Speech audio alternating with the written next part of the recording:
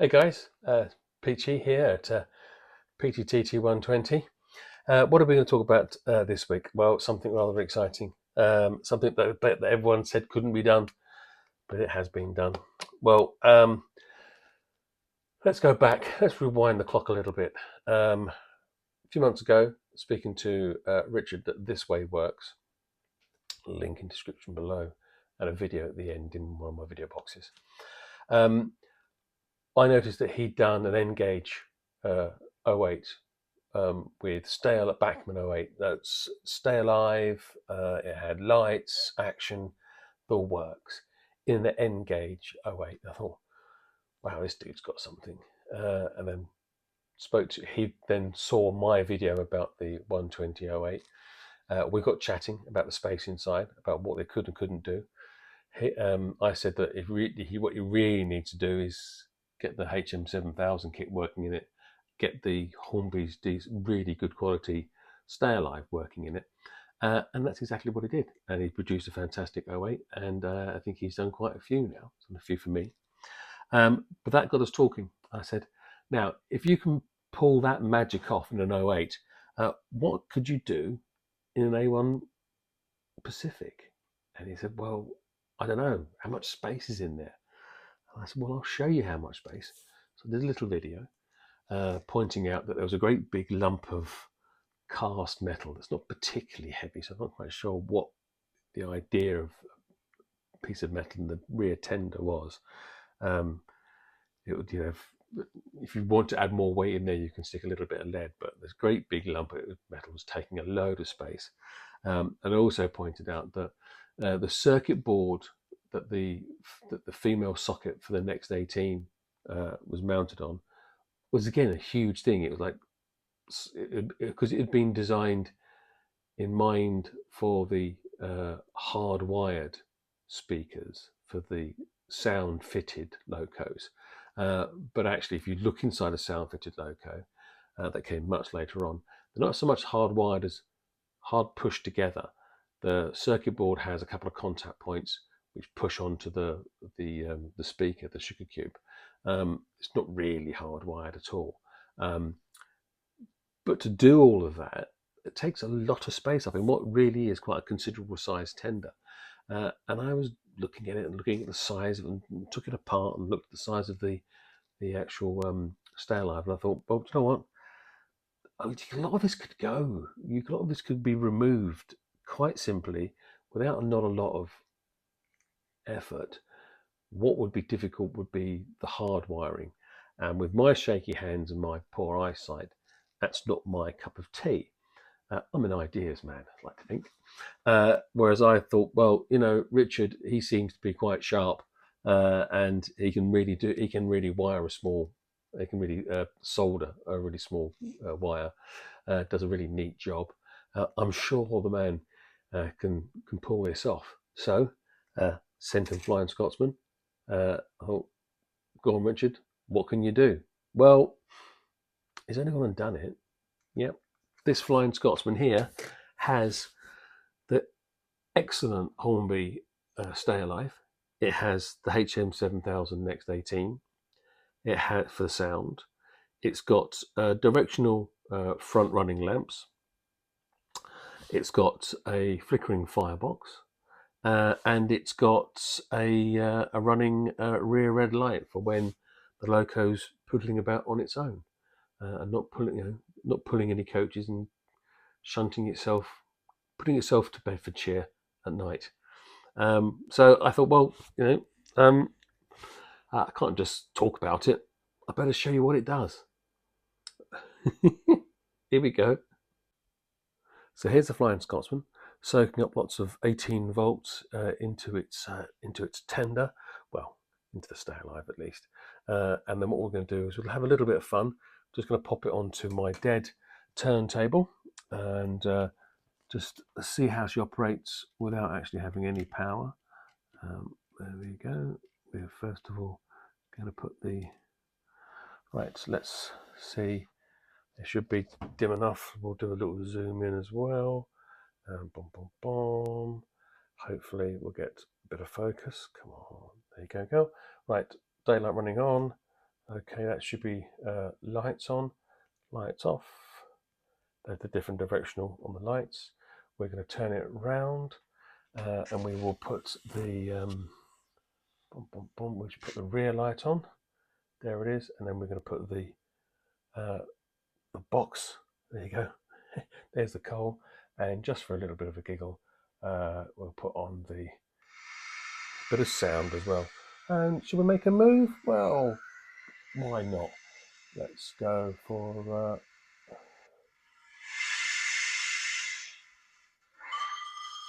Yeah, all that's happening, and then we're going to take her off. Put her back on here because she's running out of juice. But then she would do, wouldn't she? If she had to zoom out again. Nothing but professional here. Right.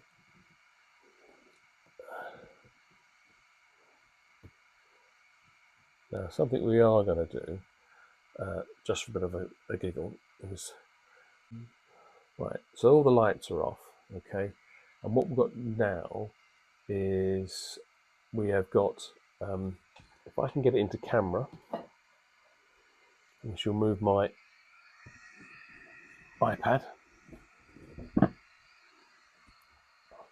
See the Bluetooth connectivity up there? Right, so what we'll do now is we're going to take the Loco off the track, and you'll see how long it takes, even with sound running, how long it takes for that connectivity to go. Not going any time soon, is it? Pom, pom, pom. I think by now you would have resolved any issues you might have come across, or pick the Loco up and put it back on again if it's been derailed. Yep, still got Bluetooth. The eagle-eyed amongst you might see that it's called Great Northern 1470. That's because I'm going to repaint this Flying Scotsman as the Great Northern, the first and the original. Why not? Right, sounds like it's starting to... The sound will go first.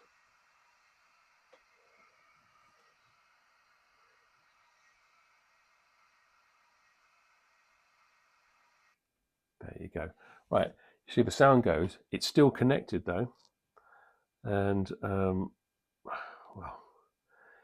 oh, by the way, one of the fun things about this is that, now the connectivity's gone, right?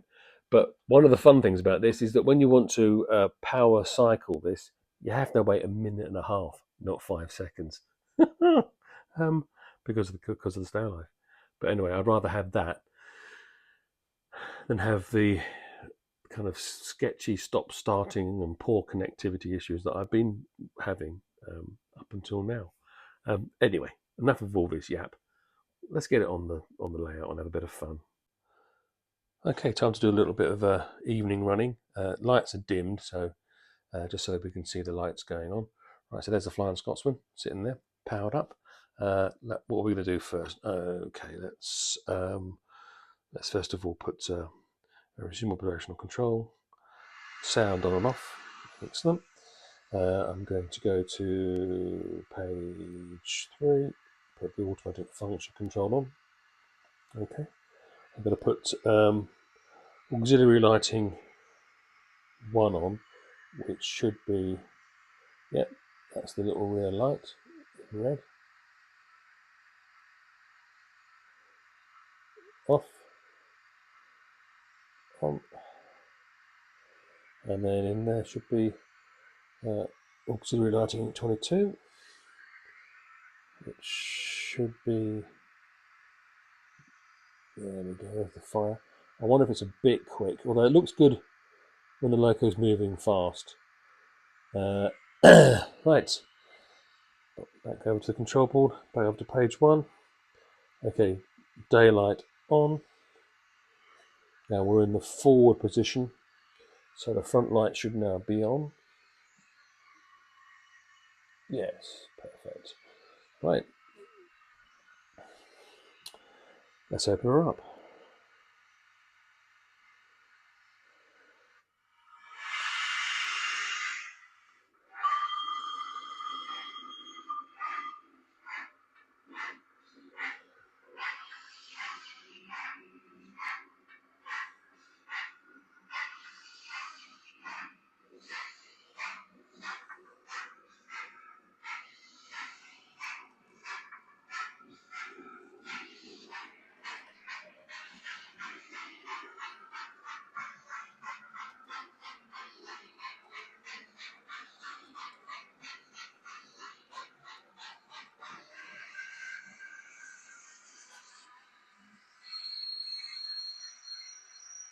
Lights off.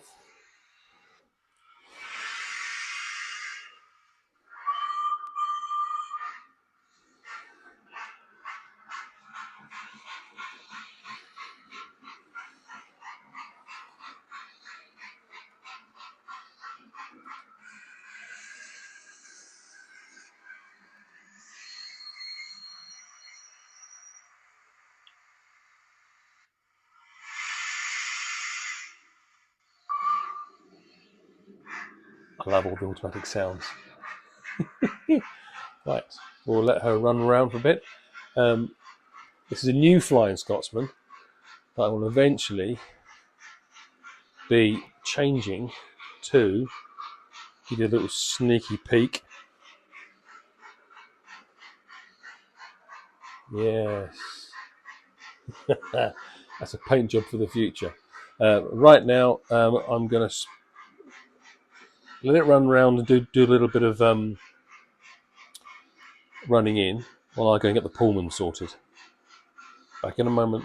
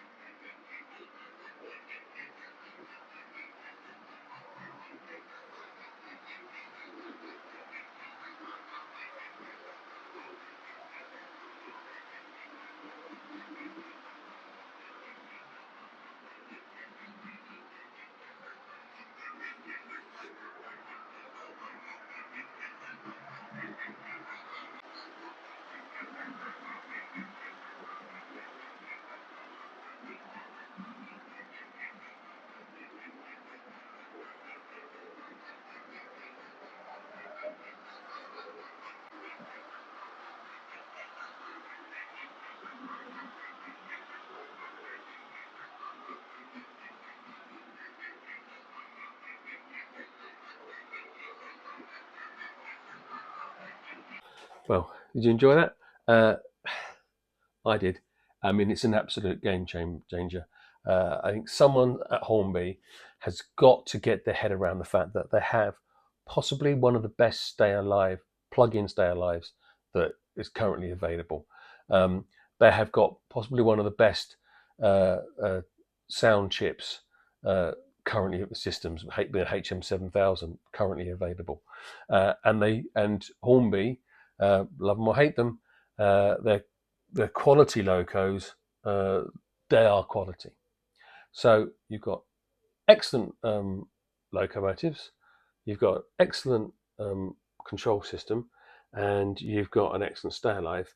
Someone's got to put them all together to make TT120 an absolute winner of a system.